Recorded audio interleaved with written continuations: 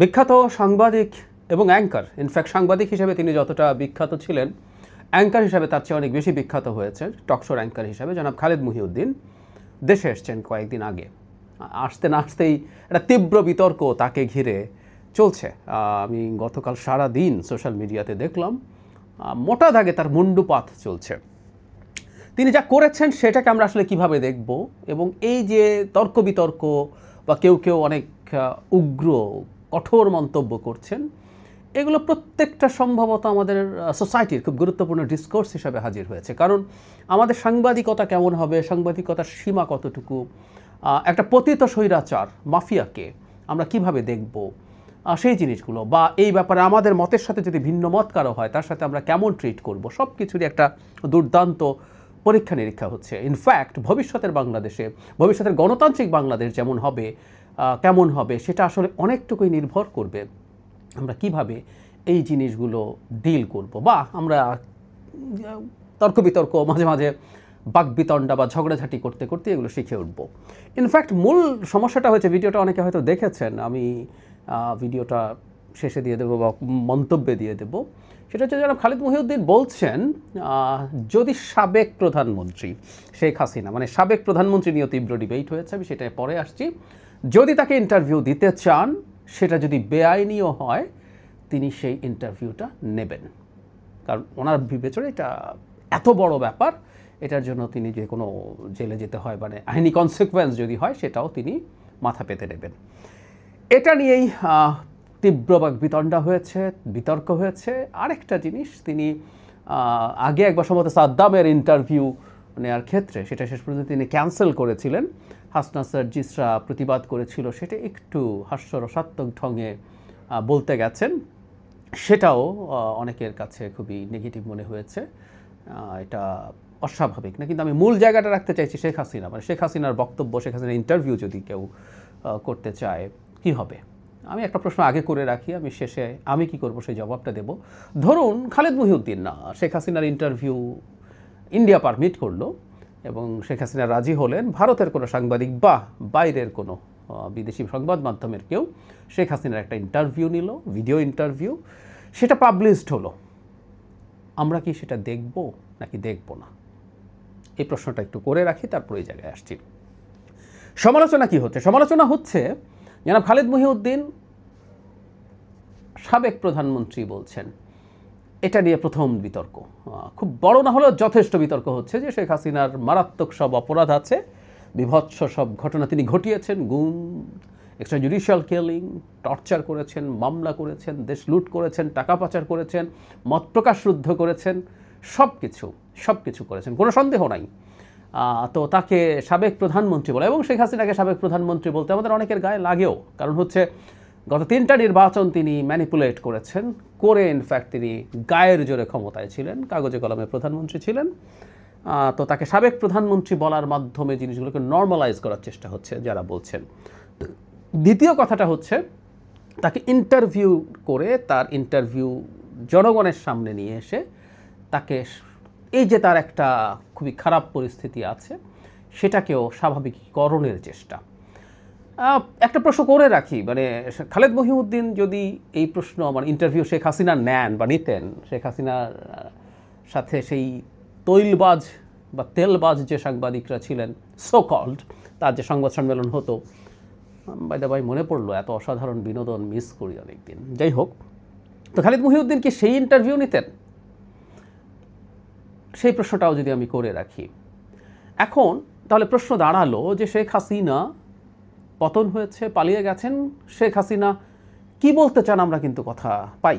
In fact গতকালও জনাব আরাফাতের একটা ইউটিউব চ্যানেল আছে, সেখানে তিনি ডক্টর ইউনূসের, মানে তার ব্যবসা, তার দুর্নীতি, সকল তার ভাষায় বিরাট লম্বা বক্তব্য দিয়েছেন, এবং উনি তাঁর ভাষ্য মতো ইনশাল্লাহ তিনি বাংলাদেশে ফিরে আসবেন, মানে শেখ হাসিনার মুখেও ইনশাল্লাহ শুনতে হয় আমাদের। যাই হোক, তিনি আসবেন এবং এসে অনেক কিছু করবেন।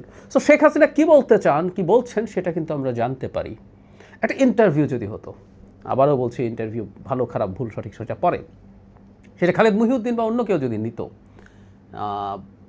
জেনুইন জার্নালিস্ট, ইন্ডিয়ান বিজেপি জার্নালিস্টের কথা বলছি না, ইন্ডিয়ার মধ্যে থাকাও যদি এরকম রিয়াল জার্নালিস্ট যদি কেউ ধরলাম আমরা, বা মানে অ্যাঙ্কার আমরা যদি কারণ থাপারের কথা বলি ভারতে, তিনি নিতে পারতেন, বা বাইরের হলে তার কথাই নেই, সেরকম কাউন্টার কোয়েশ্চেন করা যেত। সেই জিনিসগুলো হলে শেখ হাসিনার নিশ্চিতভাবে তিনি সত্য কথা বলে ফেলতেন না, কিন্তু তার সেই ইন্টারভিউতে তার অনেক কিছু আমরা জানতে পারতাম। এখন আমি আমার কথা বলি, শেখ হাসিনা যে পার্সোনালি কথা বলে যাচ্ছেন, একসময় ফোন রেকর্ডের মতো করে ফাঁস হতো, মানে উনি কারোর সাথে কথা বলছেন, কেউ রেকর্ড করে ছাড়ছে। এখন উনি প্রকাশ্যে বক্তৃতার মতো করছেন বিভিন্ন জায়গায় কানেক্টেড হয়ে, এবং উনি এটা বাড়িয়েছেন। মানে বাংলাদেশ এই ব্যাপারে শক্ত চাপ দেওয়ার কথা যতবারই বলেছে, সাম্প্রতিক সময় এটা অনেক বেড়েছে। এবং আমি বলেছি, শ্রীরাধা দত্ত যে বলছেন ভারত সরকার সম্ভবত বার্তা দিয়েছে, একেবারেই বাজে কথা। শেখ হাসিনা এটা বাড়াচ্ছেন, এবং এটা ভারত সরকারের সায় না থাকেই পারে না। তো ফলে তিনি যখন এটা করছেন, আমি তো শুনছি, এবং আমি শেখ হাসিনার বক্তব্যকে ধরে কথাও বলেছি, ভিডিও করেছি। বাংলাদেশে শেখ হাসিনার বক্তব্য প্রচার বেআইনি এখনও, এবং এই বেআইনি হওয়ার পর আমি এটা শুনেছি, এবং আমি এটা নিয়ে আমার বক্তব্য দিয়েছি। এবং আমি মনে করি, আমি বিশ্বাস করি, শেখ হাসিনার বক্তব্য বাংলাদেশে প্রচারিত হলে ভালো হতো, ওয়াইড স্প্রেড। এখনও কি সুযোগ নাই? খুব ভালো মতো সুযোগ আছে, বেআইনি করে রাখা হয়েছে। কিন্তু ইউটিউবের যে চ্যানেলগুলোতে আওয়ামী লীগের নিজস্ব পেজ, জনাব আরাফাতের পেজ, এগুলো কোনোটাতেই আসলে এগুলো নেই তা না, এগুলো তো আছে, আমরা দেখতে পাচ্ছি। এগুলো এলিমিনেটও করা হচ্ছে না, হয়তো একটা কথা বলে রাখা হলো। শেখ হাসিনার পতন হয়েছে, একজন পতিত সে স্বৈরাচার কী বলে, কীভাবে কথা বলে, কীভাবে রিয়্যাক্ট করে, কীভাবে ইন্টারাক্ট করে, এগুলো আসলে আমাদের দেখতে পারলে খুব ভালো হতো। এবং এই কারণে আমি মনে করি শেখ হাসিনার ইন্টারভিউটা জেনুইন যদি ইন্টারভিউ হয়, এবং আমি মানে জনাব খালিদ মুহিউদ্দিনের উপরে আমার এইটুকু আস্থা আছে, তিনি তার যে ব্র্যান্ডিং আছে, তিনি গিয়ে অন্যান্য বহু সাংবাদিকরা যারা বসে বসে চাটুকারিতা করতেন, তিনি সেটা করবেন না। সো এরকম একটা ইন্টারভিউ যদি হতো কেমন হতো? যে শুরুতে যে প্রশ্ন করছিলাম, বাইরের কেউ যদি একটা ইন্টারভিউ নিত, তার জেনুইন ইন্টারভিউ, সেটা কি দেখতেন? আমার উত্তর হচ্ছে আমি দেখতাম, এবং সেটা নিয়ে আমি আমার টেক বলতাম।